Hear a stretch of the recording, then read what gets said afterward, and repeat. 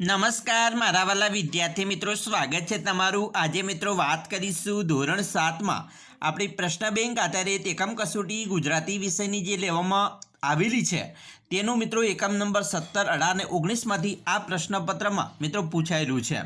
મિત્રો ખાસ કરીને તમારી 25 સ્કોરની એકમ કસોટી હતી, પરંતુ અહીંયા તમને પ્રશ્ન બેંક સ્વરૂપે જે પ્રશ્નો આપેલા છે એ તમારી જે વાર્ષિક પરીક્ષા આવનાર છે તેમાં ખૂબ જ ઉપયોગી નીવડશે મિત્રો, આઈએમપી નીવડશે।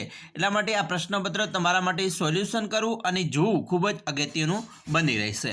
તો વિડીયોને શરૂઆતથી અંત સુધી મિત્રો જોવાનું ન ચૂકતા, અને ખાસ કરીને તમે ચેનલમાં નવા છો તો મારા વાલા વિદ્યાર્થી મિત્રો ચેનલને અવશ્ય સબસ્ક્રાઇબ કરી વિડીયોને લાઇક અને શેર કરવાનું પણ ન ભૂલતા, જેથી કરી અમે તમારા સુધી ધોરણ 7ના તમામ વિડીયો છે એ મોકલી શકીએ। સૌપ્રથમ મિત્રો પ્રશ્ન નંબર 1 થી અહીંયા શરૂઆત કરીશું। નીચેમાંથી અહીંયા તમને મિત્રો કોઈ એક વિભાગ પસંદ કરવાનો છે અને એક વિભાગ પસંદ કરી અને તમારે એના જવાબો આપવાના છે। તો અહીંયા તમને 5 ગુણનો પ્રશ્ન નંબર 1 છે। પહેલો પ્રશ્ન મિત્રો પૂછાયેલો છે કે નીચે આપેલ બિલનો અભ્યાસ કરી પ્રશ્નોના ઉત્તર લખવાના છે। તો અહીંયા તમે મિત્રો જોશો તો જે બિલ છે એ કલસોર પુસ્તક ભંડાર આણંદનું છે। એનું ધ્યેય વાક્ય છે કે ગ્રાહકનો સંતોષ એ જ અમારો નફો। મિત્રો અહીંયા કોને બિલ આપેલું છે તો વિરાટ કુમાર એ જાડેજાને આપેલું છે। ક્યારે આપેલું છે તો 5મી સપ્ટેમ્બરના રોજ આપેલું છે। કઈ કઈ વિગતો એમણે કઈ કઈ વસ્તુઓ લીધેલી છે તો પેન્સિલ બોક્સ લીધો છે, સંચો લીધો છે, સ્કેચ પેન, કંપાસ અને ગુંદર, આટલી વસ્તુઓ 5 વસ્તુઓ લીધી છે। અને એના નંગ છે અને એનો એક નંગનો ભાવ આપેલો છે અને કુલ રકમ કેટલી છે એ પણ અહીંયા આપી છે। ચાલો મિત્રો પ્રશ્ન જોઈશું। પ્રશ્ન 1 છે, આપેલ બિલમાંથી સૌથી મોંઘી અને સસ્તી વસ્તુ કઈ છે? તો અહીંયા તમે જોશો કે મિત્રો 45 રૂપિયાનો એક કંપાસ મળે છે, એ સૌથી મોંઘી વસ્તુ કહેવાય। તો કંપાસ અને સૌથી સસ્તી વસ્તુ એટલે કે એક સંચાના 5 રૂપિયા છે, તો મિત્રો સંચો છે એ સૌથી સસ્તી વસ્તુ અહીંયા કહેવાય છે। બીજું છે ગ્રાહક કોને કહેવાય? તો મિત્રો જે ખરીદી કરનાર હોય એને ગ્રાહક કહેવામાં આવે છે। નેક્સ્ટ પ્રશ્ન છે, આ દુકાનનું ધ્યેય વાક્ય કયું છે? તો મિત્રો આપણે આગળ વાત કરી હતી કે આ દુકાનનું ધ્યેય વાક્ય છે ગ્રાહકનો સંતોષ એ જ અમારો નફો। ચોથું છે, ચિત્રકામ માટે તમે ઉપરોક્ત દુકાનમાંથી કઈ કઈ વસ્તુ ખરીદશો? તો મિત્રો આપણે જ્યારે ચિત્ર દોરવા હોય તો કઈ કઈ વસ્તુની જરૂર પડે? તો પેન્સિલની જરૂર પડશે, સંચાની જરૂર પડશે, સ્કેચ પેનની, કંપાસની, કારણ કે કંપાસની અંદર ફૂટપટ્ટી બીજું આવતું હોય છે, અને આપણે ગુંદર પણ કોઈ પણ ચિત્રકામ બીજું ચોંટાડવું હોય તો ગુંદર પણ લેતા હોઈએ છીએ, બરાબર। હવે જોઈશું 5મું છે, 5મી સપ્ટેમ્બર કયા દિવસ તરીકે ઉજવાય છે? તો મિત્રો આપણે 5મી સપ્ટેમ્બરના રોજ શિક્ષક દિન તરીકે ઉજવતા હોઈએ છીએ। એવી રીતે આપણે 5 પ્રશ્નોનો જવાબ આપ્યો। એવી રીતે મિત્રો તમારે અહીંયા બીજો પણ એક બિલ આપેલું છે, સમયપત્રક છે, એ સમયપત્રકનો અભ્યાસ કરીને પ્રશ્નોના ઉત્તર આપવાના છે। તમે સમયપત્રક જોશો તો અહીંયા તમને સોમવારથી શનિવાર સુધીનું સમયપત્રક તાસ વાઇઝ આપેલું છે। કુલ 6 તાસ છે અને અલગ અલગ તાસમાં મિત્રો અલગ અલગ વિષયો લીધેલા છે। તમે પ્રશ્ન 1 જોશો કે કયા વારે ભાષાનો વધુ તાસ ભણવાના આવશે? તો અહીંયા તમારે ભાષાના મિત્રો સૌથી વધુ વખત કયો વિષય આવે છે ભાષા? તો મિત્રો જોશો તો ગુજરાતી, હિન્દી, સંસ્કૃત અને અંગ્રેજી 4 વાર આવે છે। અહીંયા મંગળવારે ગુજરાતી, સંસ્કૃત જ આવે છે।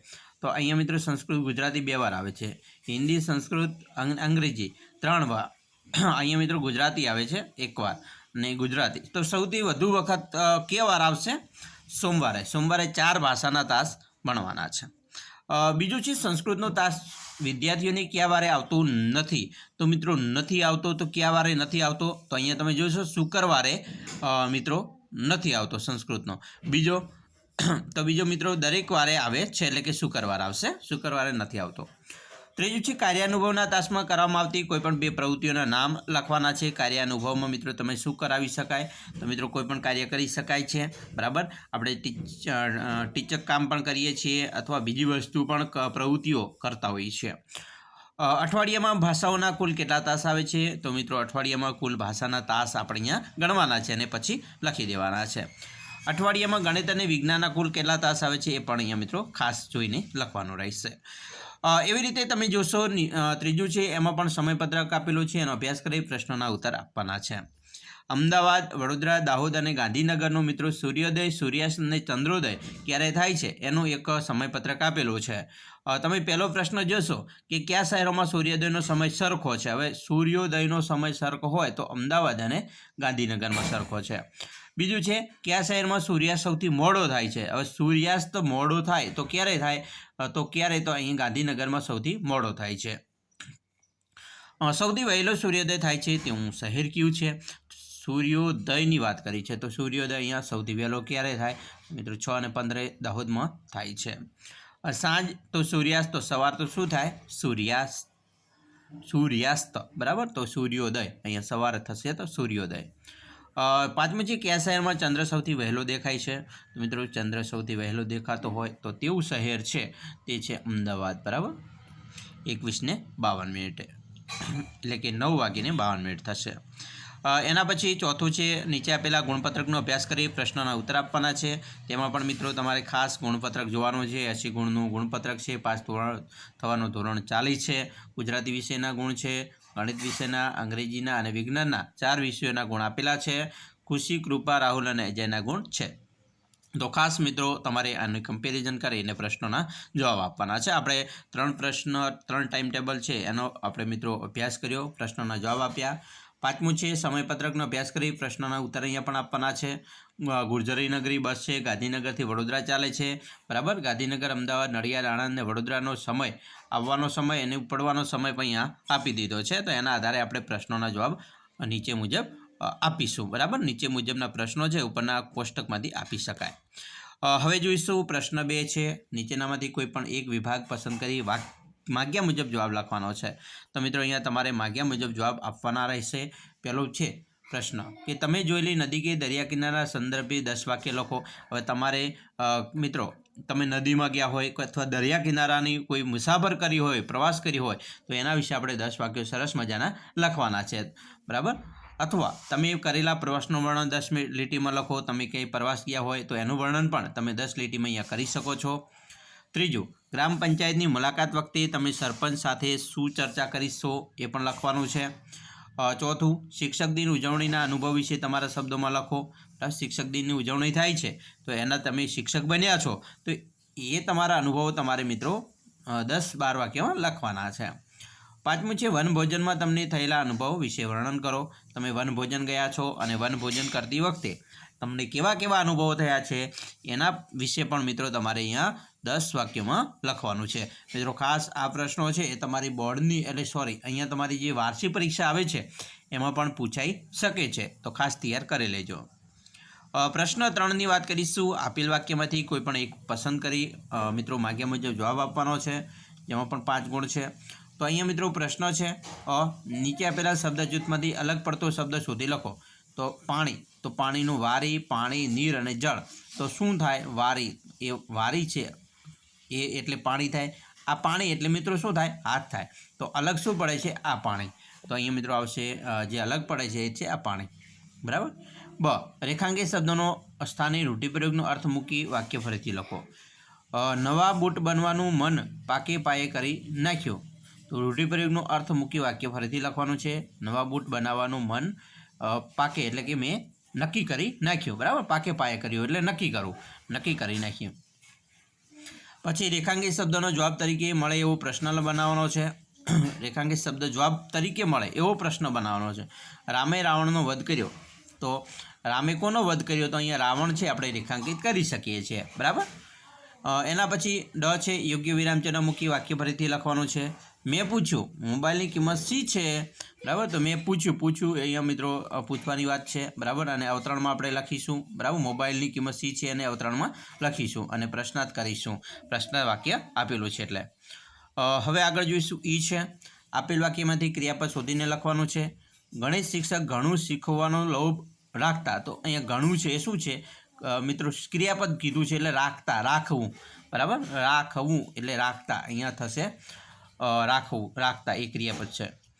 વિભાગ બ છે એની અંદર પણ તમે મિત્રો જોશો અલગ પડતો શબ્દ અહીંયાથી લખવાનો છે.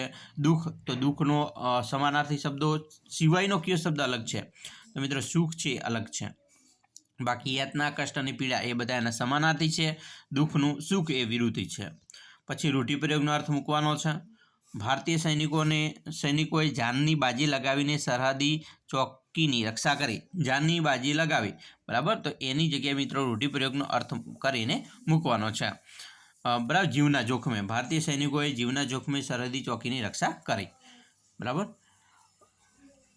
પછી જોઈશું રેખાંકિત શબ્દ જવાબ તરીકે મળે એવો પ્રશ્નક બનાવો. સરદાર વલ્લભભાઈ પટેલનો સ્વભાવ કડક હતો.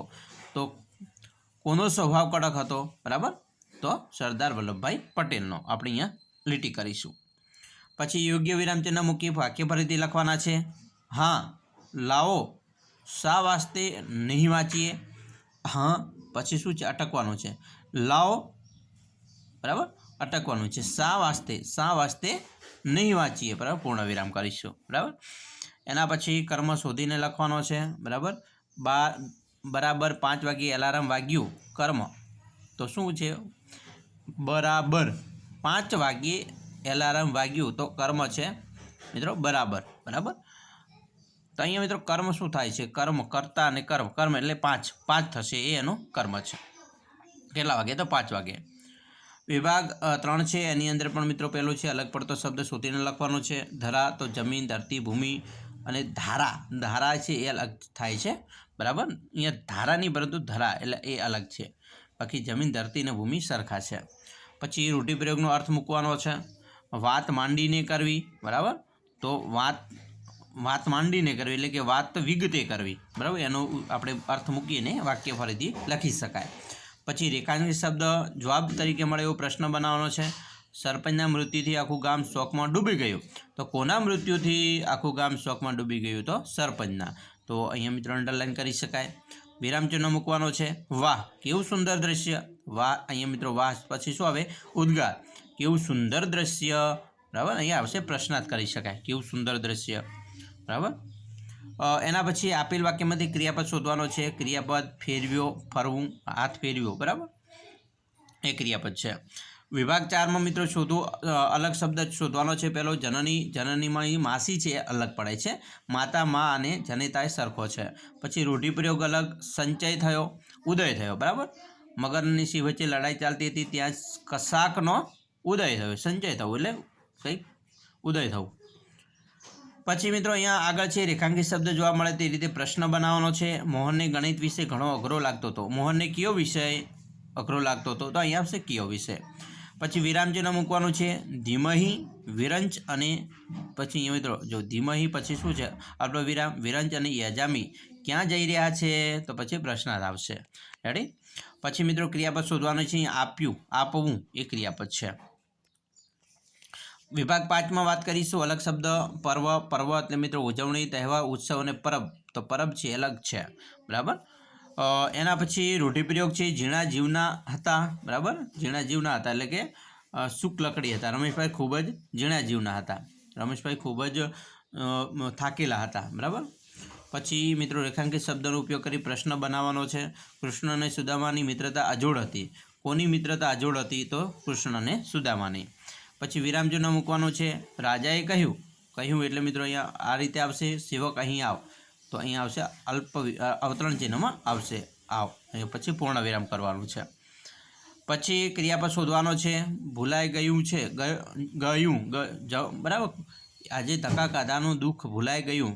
બરાબર, ગયું એ છે શું છે? ક્રિયાપદ છે. એના ભૂલાવું પણ ભૂલાઈ ગયું આ આપણે ક્રિયાપદમાં લઈશું. હવે આગળ વાત કરીશું. અહીંયા મિત્રો નીચે આપેલા પ્રશ્નો પૈકી ગમે તે એક પ્રશ્નોનો જવાબ લખવાનો છે. મોસ્ટ આઈએમપી છે. તમારે આવનારી વાર્ષિક પરીક્ષામાં મિત્રો ઉપયોગી નીવડશે. એટલા માટે આ 5 પ્રશ્નો છે એ તમારે તૈયાર કરવાના છે. બરાબર. જીવરામ ભટ્ટ જેવા રતાંધળા વ્યક્તિની શી મુશ્કેલીઓ પડતી હશે?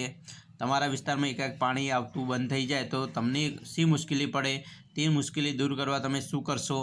તમારું પાલતુ પ્રાણી બીમાર પડી જાય તો તમે તેની શી સેવા ચાકરી કરશો? તમારો મિત્ર શિષ્યવૃત્તિની પરીક્ષા વિશે મૂંઝવણ અનુભવે છે તો તમે તેની શી મદદ કરશો? કેમ? પછી તમારા મિત્રના અક્ષરો એકદમ ઝીણા અને ખરાબ છે તો તેની આ સમસ્યા દૂર કરવા માટે તમે શું કરશો? તો મિત્રો ખાસ આ પ્રશ્નો તમે તૈયાર કરી લેજો. તમને તમારી આવનારી એક્ઝામમાં પૂછી શકશે. પ્રશ્ન 5માં મિત્રો એક વિષય પસંદ કરી મિત્રો જવાબ લખવાના છે. તો અહીંયા તમને પહેલો પ્રશ્ન છે. કે તમારી શાળામાં યોજાયેલા શિયાળુ રમતોત્સવનું વર્ણન કરતો પત્ર તમારા મામાને લખો. આ પત્ર લખવાનો હોય એટલે આપણે અહીંયા સરનામું લખી દઈએ, આપણું પિનકોડ, તારીખ, બધું બરાબર. પછી અહીંયા પ્રિય મામાજી, બરાબર, મામાને લખવાનું છે, પ્રિય મામાજી એવું લખીશું. અને પછી આપણે પત્ર વિશે શરૂઆત કરીશું. જે શિયાળુ રમતોત્સવ ચાલે છે તો એના વિશે આપણે વર્ણન કરતો પત્ર લખી અને છેલ્લે તમારે અહીંયા મિત્રો લિખિતન તમારો વિશ્વાસુ ભાણી, બરાબર, અથવા ભાણો પછી સાઇન કરી લઈશું. બીજું છે તમારે પરિવાર સાથે પ્રવાસ જવું છે તો 5 દિવસ રજા માંગણીની અરજી તમારા આચાર્યને લખવાની છે. અરજીની વાત કરી છે, અરજી કેવી રીતે લખાય તો અહીંયા તમારું એડ્રેસ આવશે. પછી અહીંયા લખીશું પ્રતિ આચાર્યશ્રી, બરાબર, તો આચાર્ય સાહેબશ્રી, શાળાનું નામ લખીશું નીચે. પછી અહીંયા વિષય લખીશું, કેટલા દિવસની તો 5 દિવસની રજા મંજૂર કરવા બાબત, બરાબર, એવી અરજી લખાય. અને પછી સવિનય સાહેબ ઉપરોક્ત વિષય અનુસંધાને આપ સાહેબશ્રીને જણાવવાનું કે મારે પરિવાર સાથે પ્રવાસ જવાનું હોવાથી હું 5 દિવસ આપની શાળામાં હાજર રહી શકું તેમ નથી, તો મારી હાજરી 5 દિવસની પૂરાય તો એવી મારી માંગણી અને વિનંતી છે, તો ખાસ મારી હાજરી પૂરજો. અને તમારે છેલ્લે લખવાનું છે લિખિત આપનો વિદ્યાર્થીની તમારી સહી કરવાની છે, બરાબર. તો આટલું તમારે અરજીમાં લખવાનું છે. ત્રીજું છે તમારી શાળામાં યોજાયેલી શાળા સ્થાપના દિનની ઉજવણી વિશે અહેવાલ લખવાનો કીધેલો છે. તો શાળા સ્થાપના દિનનો અહેવાલ પણ લખી શકો છો તમારે ઓછામાં ઓછો 100 મિત્રો વાક્યમાં, વાક્યની પણ શબ્દોમાં. ઓકે. ચોથું છે શબ્દનો ઉપયોગ કરી વાર્તા લખો. અહીંયા તમને શબ્દ આપેલા છે જંગલ પ્રાણીઓ, જંગલનો રાજા, વૃક્ષો કાપવા, પ્રાણીઓની ચિંતા, પ્રાણીઓનું પલાયન. તો સરસ મજાની મિત્રો વાર્તા આપણે લખીશું, એને યોગ્ય શીર્ષક આપીશું અને બોધ પણ આપીશું. પછી તમારી દિનચર્યા 10-12 વાક્યમાં લખો. હવે તમારી દિનચર્યા, તમે સવારના ઉઠો છો અને રાતે સૂવો ત્યાં સુધી શું કરો છો એ તમામ વસ્તુઓ અહીંયા 10-12 વાક્યમાં લખવાની છે. આટલું કરશો એટલે મિત્રો તમને સરસ મજાના ગુણ 5 માંથી 5 મળી જશે. ખાસ આ પેપર તમારા માટે મિત્રો મોસ્ટ એમપી રહેશે, એટલા માટે તૈયાર કરી લેજો. આશા રાખીએ છીએ તમને આપણો વિડીયો ખૂબ જ ગમ્યો હશે. વિડીયો ગમ્યો હોય તો મિત્રો લાઇક, શેર અને સબસ્ક્રાઈબ કરવાનું પણ ન ભૂલતા.